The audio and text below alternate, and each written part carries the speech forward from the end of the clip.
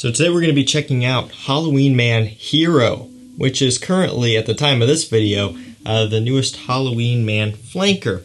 And this one is following the success of Halloween Man X, which in my opinion is one of the best ones that they've put out, and also one of the best fragrances in that price point of about $30, $35. It's that good. A lot of people would say that they had some big shoes to fill when releasing their next flanker, and we're going to talk about that today. I'm going to tell you how this one smells, how it performs, when you can wear it, what else it compares to, and if I think it's worth picking up. So the bottle is definitely interesting and unique for sure.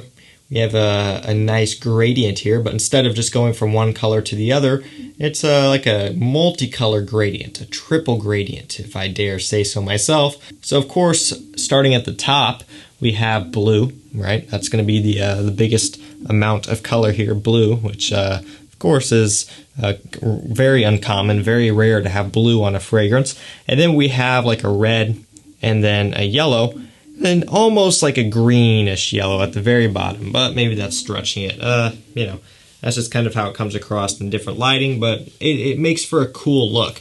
I will say this, when you look at pictures, the colors are much more pronounced, and you can tell that they're definitely enhancing it for the pictures. Once you get in real life, it is much more smooth transition like this. When this first came out, and I saw the bottle, and then I took a look at the note breakdown, kind of gave me a good idea of what we were in for here. I'm sure most of you guys know that as well. Yeah, here we go. So up top we have grapefruit, lemon, ginger in the mid, C notes, lavender, sage, water lily in the base, amber extreme, cashmere, and moss patchouli. Not a bad note breakdown. You know, pretty standard, but not bad. There aren't any notes in here that are going to be off-putting. Not a single one. Grapefruit, lemon, ginger up top. Nothing off-putting about that.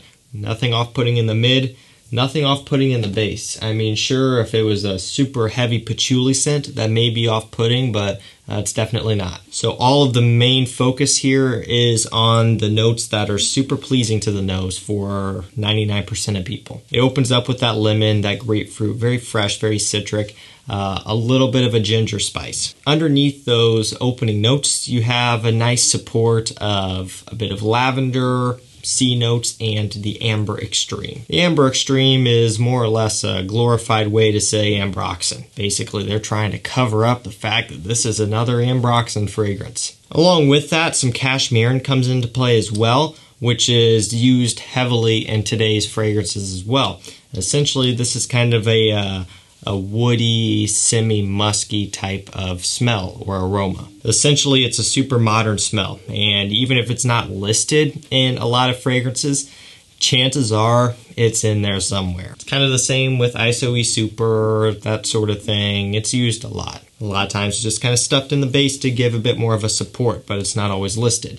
In this instance here, it's listed because it kind of shows up a bit more. You can pick up on it more than you can in some other fragrances. And again, that's kind of the trend that we've been going here with. Using stuff like cashmere and ISOE Super, bringing that to the forefront. It's almost like the next wave of ambroxan. And why is that? Well, it's because it smells good. It's very mass pleasing. And again, it is a modern smell. And that's what we're after these days, right?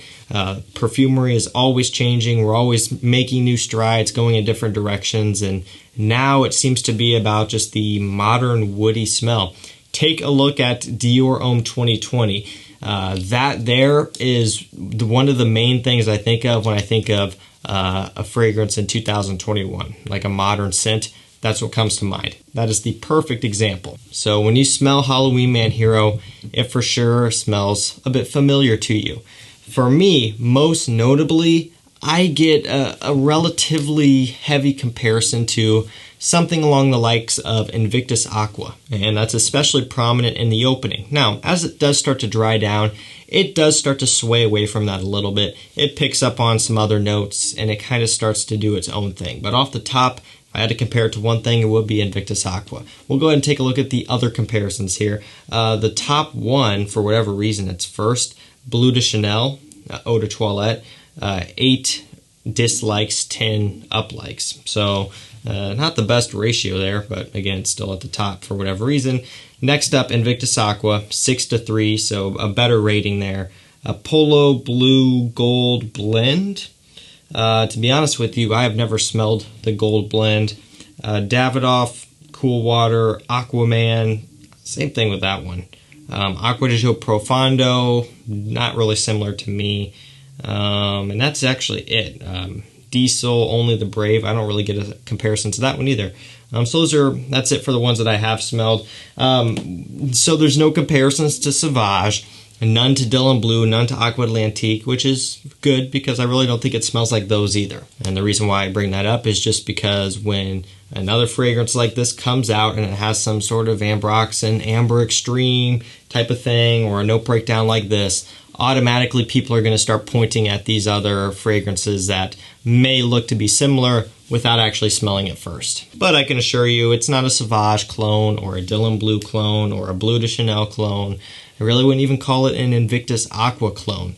Other than having a bit of a similarity up top, when it dries down, it's different. It just dries down to more of a musky and woody scent for me, with still a little bit of that freshness up top from the citrus and the fruits. So let's go ahead and talk about performance on this one. This is an eau de toilette. Longevity on my skin, about 7 hours. Not bad, not the best either, but for something of this nature, I can't really complain all that much. Some would want more performance than that, and I completely understand. And there are other aquatics and other fragrances of a similar genre out there that will give you that. This is just not one of them. So, if you need more performance than that, you might want to pass on this one, or at least test it for your skin first. Definitely more of a personal scent in terms of its projection, one that will stay closer to you rather than pushing out very far.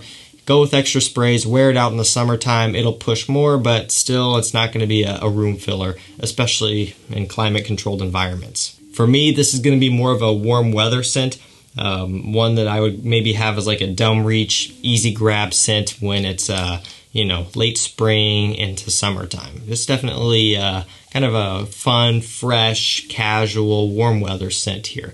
Nothing I would wear in the fall, nothing I would wear in early spring when it's still cold, and definitely nothing I would wear in the wintertime. Now, with that being said, there's always the possibility that this could work year-round. It could easily be a signature scent. If you want to buy this and have one cologne and wear it all year-round, 100% you can do that. For me, I enjoy the rotation of scents. I like to switch it up. I love winter fragrances. I love rich, heavy scents, and I look forward to winter for that reason. But then, after wearing those for a while, I look forward to summer to wear scents like this. I like to change it up. I have the collection to do so that's what I prefer. I'm not going to be wearing this when it's cold. But if you want to wear this year-round, you can easily do that. This is the type of thing here that is a really good signature scent. Although, for me, when you take a look at the smell, or, evaluate the smell with your nose, and not just look at it, definitely has a warmer weather appeal for sure. Of course, this type of thing is going to be a compliment magnet. It's just going to work incredibly well. Guys out there in college and high school, this would be a really nice option. Guys who are out of school and have been out of school for 20, 30, 40 years, still a good option. Smells good on anybody. So that leads us to the question of, should you pick this up? At retail price, no. I wouldn't pay retail for this. I just wouldn't. I did pay retail for this, but I wouldn't recommend you to do that. However, at the time of this video, FragranceNet has it for $54, I believe is what it's sitting at, and they don't even have the picture of this up yet, which shows how it's still relatively new to discounters. We're getting there.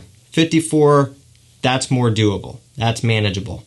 But keep in mind, it's going to continue to creep down as it is populated online. And so once you can really get this for about $30 to $35, then you're at a key price point, and I think it's definitely worth that price if you're after a dumb reach scent. 50 still pushing it. It depends on how bad you want it, how bad you want to try it.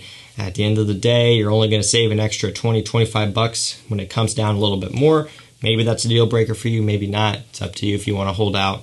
Just kind of, two sides there that you have to make the decision on for yourself. I will provide a link for you down below, make it super easy for you to find if you do want to check it out. Alrighty guys, that's going to do it for me. That's my full review on Halloween Man Hero. Let me know if you've tried this one yet. What do you think of it? If you haven't tried it, are you going to? If you want to see some behind the scenes content, some vlogs, some bonus top 10s, if you want to watch these videos in advance before everyone else gets to see them, and if you want to chat with me one-on-one in a private group chat with some of the other members, check out the channel membership. They will be linked down below, or hit the join button next to the subscribe button.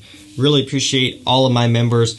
You guys are awesome. Thank you for supporting the channel. And if you do want to support the channel, that's a great way to do so. But of course, also, a great way to support the channel is just watching these videos. Every single view from every person means the world to me, so thank you so much for watching. Stay safe, stay healthy. We'll see you tomorrow with another one. Take care.